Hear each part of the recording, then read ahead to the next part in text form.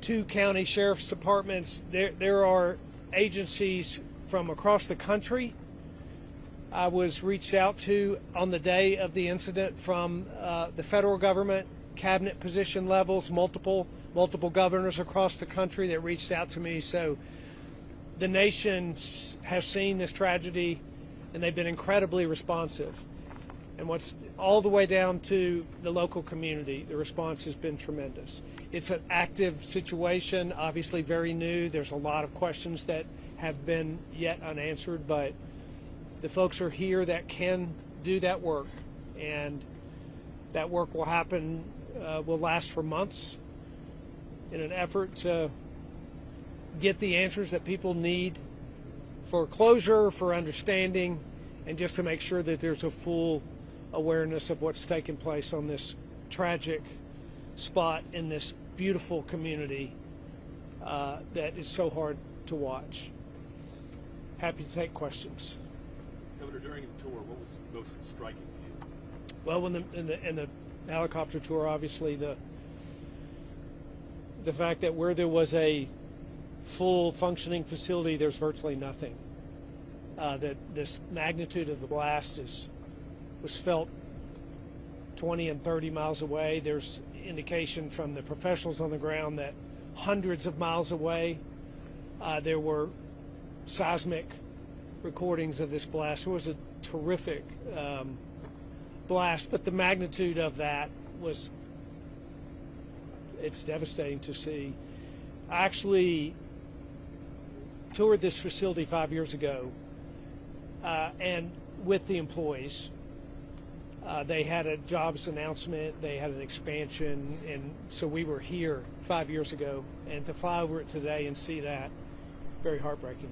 Governor Lee, there was an incident in 2014, another deadly explosion here, and then here we are today.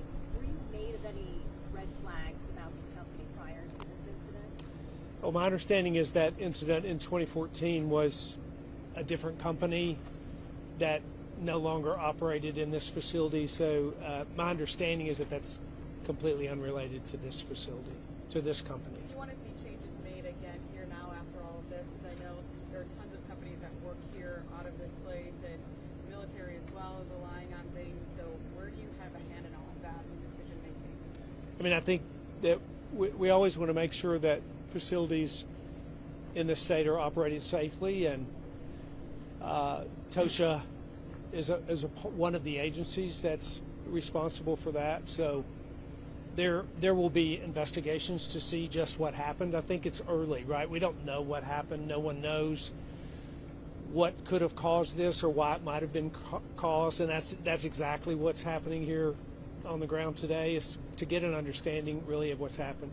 Governor, can you share more about some of the conversations you've had with families of the victims and just kind of how they're feeling? You know, it was very somber in there in the church. Tears and stunned silence, quite frankly, from most of them in a situation of real grief. So primarily as an outreach to them of love and concern and care and prayer, and that was evident in the room, and professional support as well. Really, the sheriffs got up and spoke, the county mayor got up and spoke, I spoke, really to just say, if there's anything that you all need in this community, we want to be here to help you. And we really know that the greatest help comes from those people that are actually sitting around them, holding their hands, but it would be as you would expect.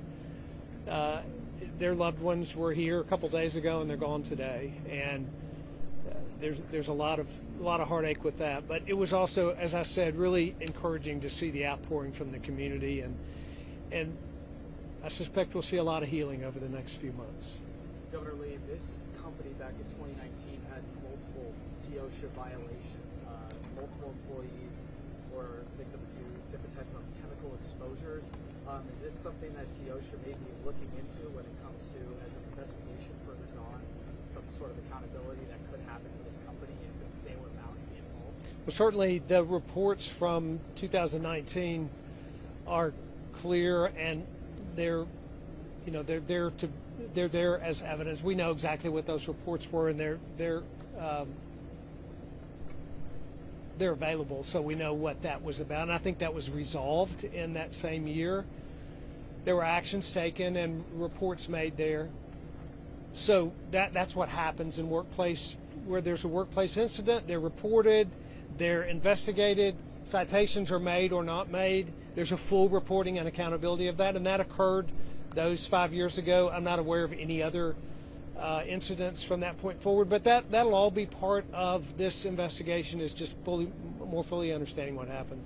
And then tailing off of the last question, what type of resources are out there for the families of these victims? I mean, we're talking 16 families at this point.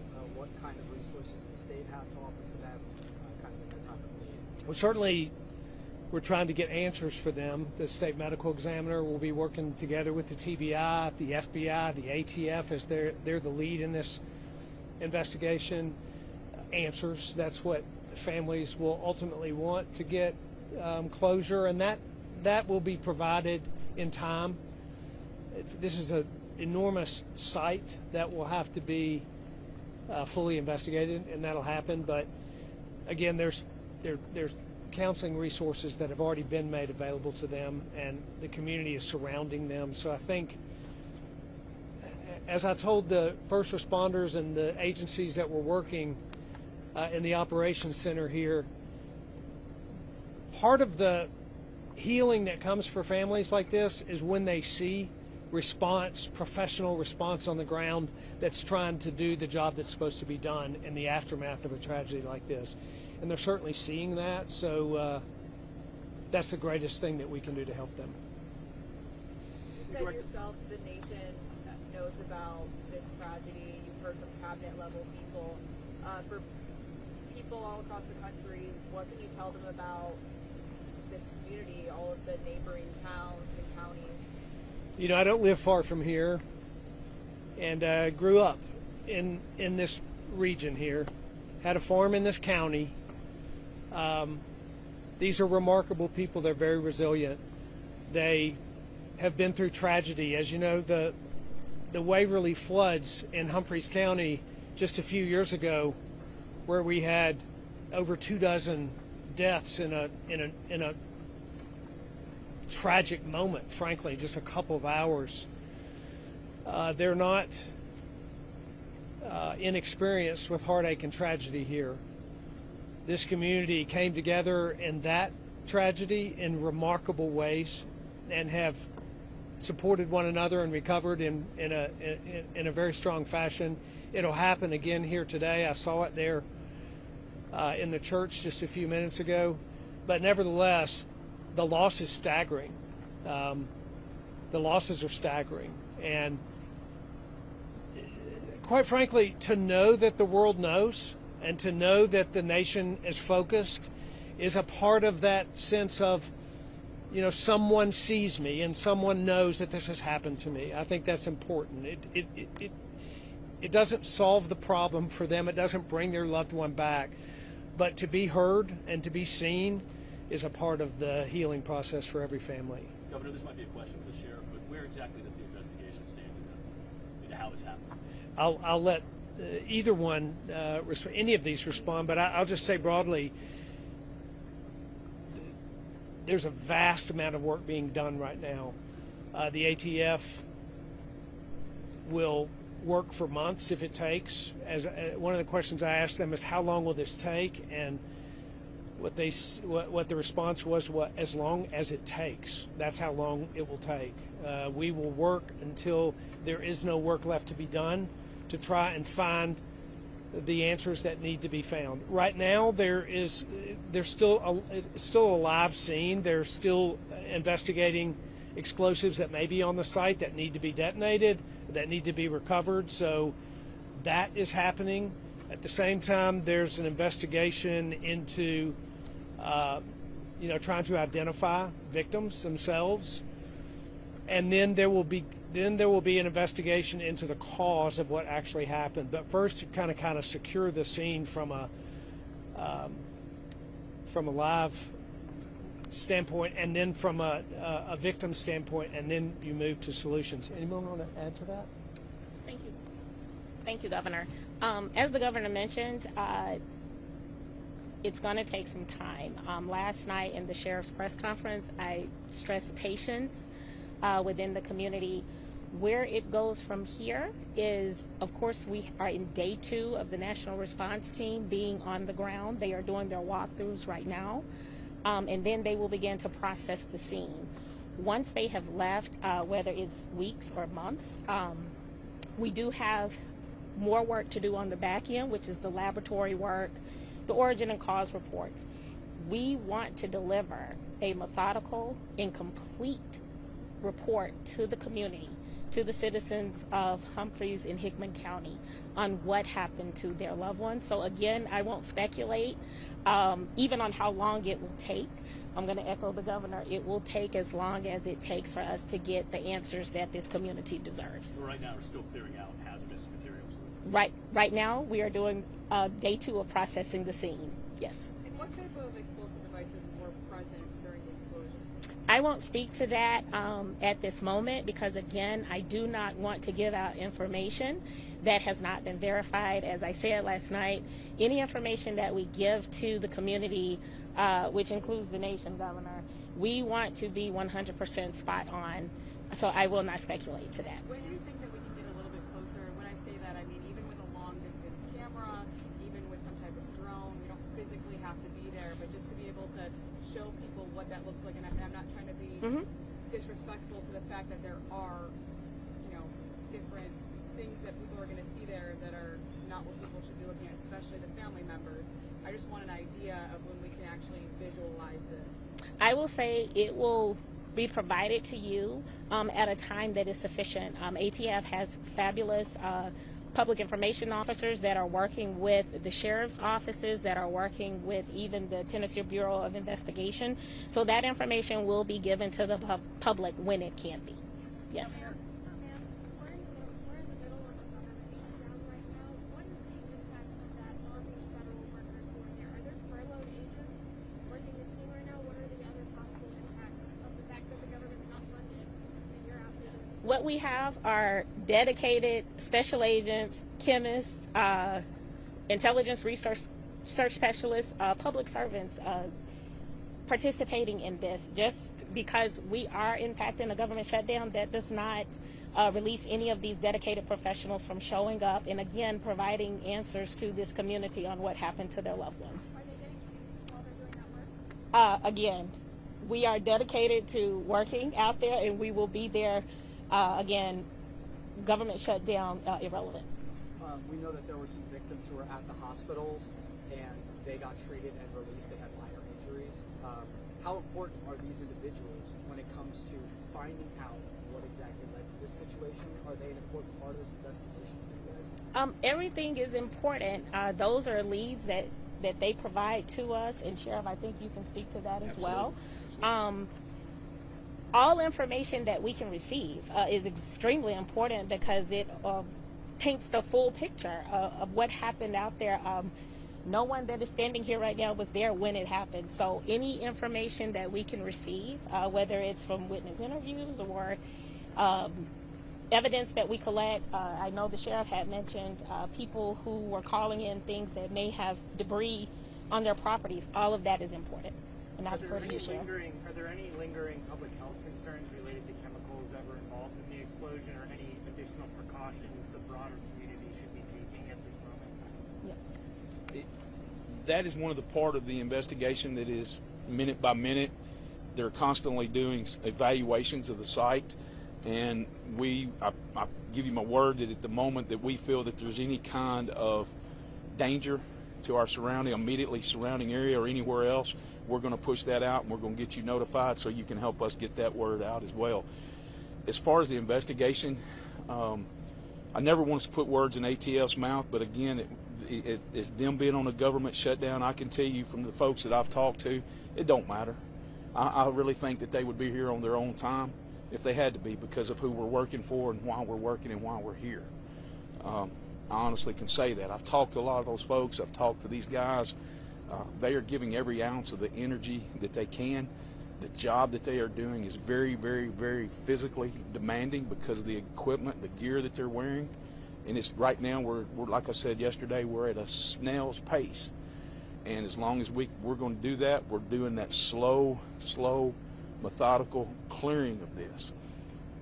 I can assure you, the governor, Director Rouse, ATF, we've got the assets, whatever assets that we feel that we come across, whether it's for our people, whether it's for the investigation, they're allowing that to happen. And they're going to allow that to continue to happen because of who we're working for. And that's our communities and these victims. And I can't say enough about all of the outflow from our communities. My phone is blown up from water, from food. And I really appreciate y'all putting that kind of thing out there. You had said something earlier about a timeline. I can tell you at a local timeline, I'm working on 2 weeks. I'm already starting to prepare things for 2 weeks from now. And and the reason I wanted to tell you that and address that is because that's how slow and methodical, and these guys are giving their very best and utmost effort to do and find some of the answers to some of the questions that we have. So I can assure you that that's going to be a timely thing. Yes, ma'am. Can I ask a favor? When I ask y'all or look at you, ask a question, could y'all tell me your name, please? Sheriff Kathy Park with NBC. You talked about how unstable the grounds are right now. Can you talk to us about the techniques, the technology perhaps that's being used? Are individuals actually going there, or is it robots or drones? May I defer that to ATF, sir? Sure. Yes, ma'am. So the Sheriff's Department actually has a drone tethered, so they put that up yesterday so we could kind of get an idea of hotspots that are in the area. And then our team is actually physically on the ground.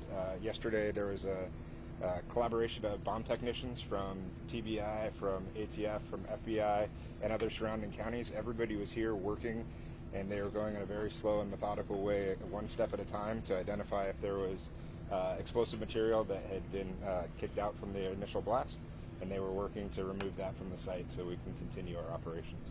We got time for one more, guys. Hickman County Times, Dave Campbell.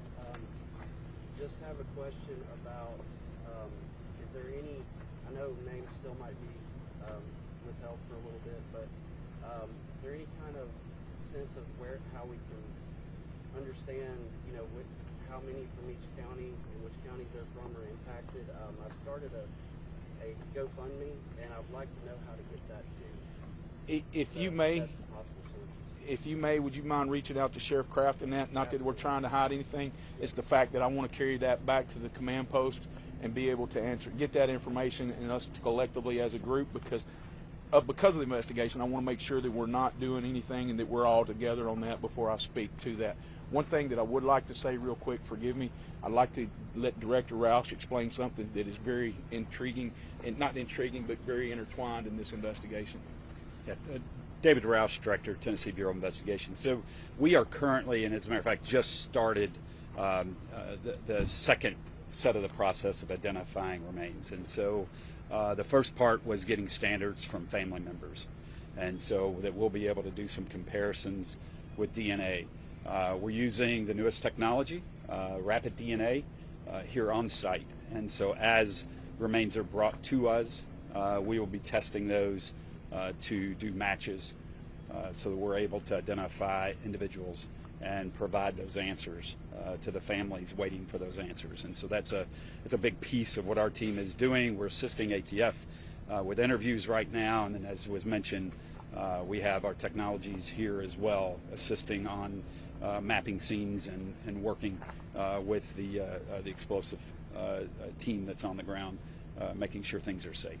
So we are confident in that 16 number. We are confident in the 16 number. All right, guys, yes. that's all we're going to have time for. Thank you. Thank you. Governor, thank you. Appreciate y'all. Thank y'all. As I've said earlier, we're in that real slow down method. I really appreciate y'all taking the time, being patient with us, because we're at a snail's pace right now. And it's just a very, okay. One of the things that I also would like to do is take just a moment. Could I get him to come over? Could get you to come on. Sheriff, could I get you to come back up for just a moment, please? we're going to continue to do things. You ask about things for our families, and you know, I want to continue or echo what the governor said, but our families are reaching out to us, or reaching out to our local governments, our county execs on both sides. This is County Exec Pagriba from Humphreys County, Mike Pagriba, and you know, we've talked about all these assets and stuff coming in, but at the local level, we have things that we're working on too, and I'm very appreciative of Mike being able to do the things that he's done to support us, and I think he wants to say something as well. Hi, I just simply wanted to express my heartfelt condolences for the departed souls, and especially for the families and the loved ones and the co-workers that were extended family with these people. I also want to thank all of the state, federal, and local departments that have worked tirelessly around the clock sorting this out. All of the volunteers, the EMS, the fire departments, the local law enforcement, and just folks from across the country that have stepped forward to help our small community out. And you know, with tragedy, there are blessings as well, and I think one of the blessings in this tragedy, like others, is it brings community together, and it helps people turn their face towards God, and we've got people, not just this community but nationwide, that are holding us in their prayers and lifting us up, and so we're very appreciative of all of that. Thank you. Sheriff, you want to say something? We're going to continue, I promise you, we're going to continue to give you the very best information that we can. We're at a snail's pace, as I said earlier, so with that said, we're probably going to stay on the afternoon release. We're starting operations in the morning, back in the morning about 8 o'clock. We're sort of kind of depending on as time as we finish up today on some of that, so we're a little bit touch and go on that. But as we go, you don't forget to please push out the fact of things going in the area that we may hear some, it's possible you might hear an explosion during the day, because as we're coming across some of this ordnance, as we talked earlier this morning, that we're going to be disposing of it and making things safe as soon as possible. So with that said, I appreciate you each and every one, and if you have any questions, please feel free to, anybody get any questions now if they want to ask anything. Yes, sir. I know Director Rouse said they're working on identifying bodies. I know it might be hard to hear because I want to wrap us up before that takes off. It'll take a minute, but go ahead. Do you know how long it could take the PBI to identify remains? You're talking about some new technology that I don't know about, so I can't answer that. Not that I'm avoiding it, I just don't know about it. Have one here. Somebody had a question. Last one. I was going to say, do you know how long the possible threat from explosions happening might last? Is there any kind of timeline on that? No, sir, not at all. Last one. I appreciate y'all again. Thank you very much. God bless y'all. Thank you.